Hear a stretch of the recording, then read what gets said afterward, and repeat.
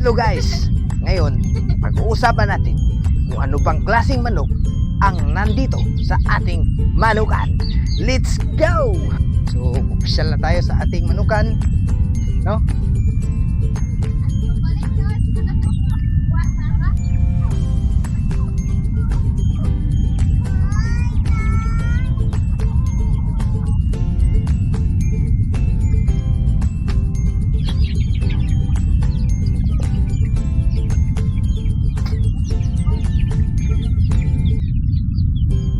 So, ito, Rhode Island Red.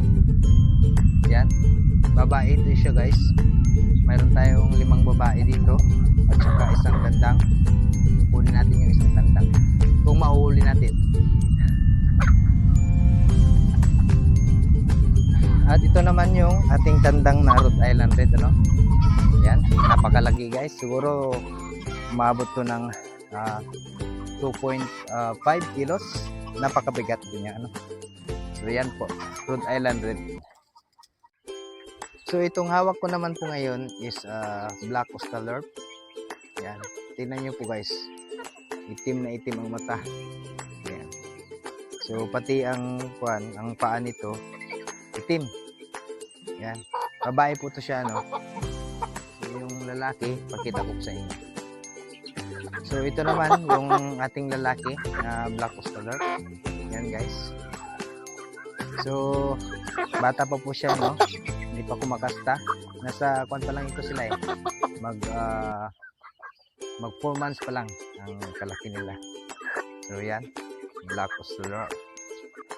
So itong hawak ko naman is si Cobra Chicken. Yan. Yan.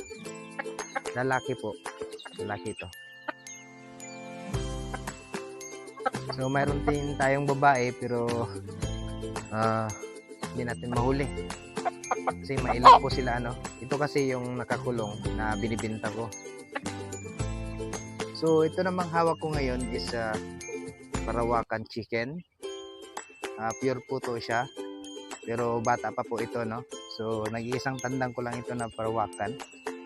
So mabigat na rin po ito, nasa 2 kilos. Kumakastan na rin pero parang yung baga pa is nagpa-practice pa. Yan. Yun guys. Ganda. Ah. Sige.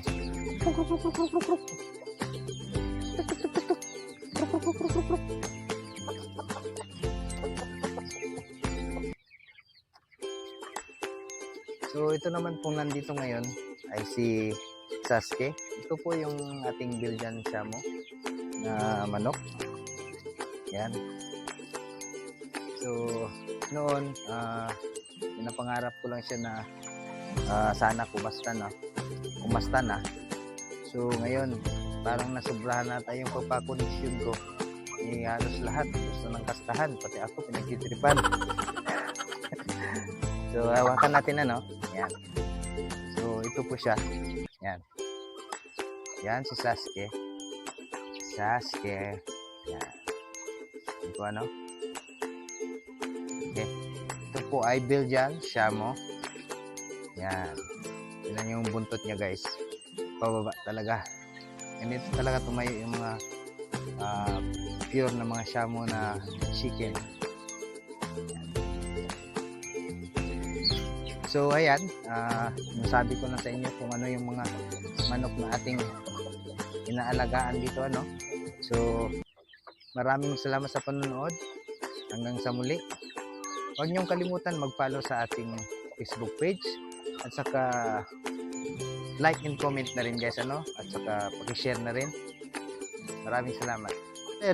Tara na, uwi na tayo.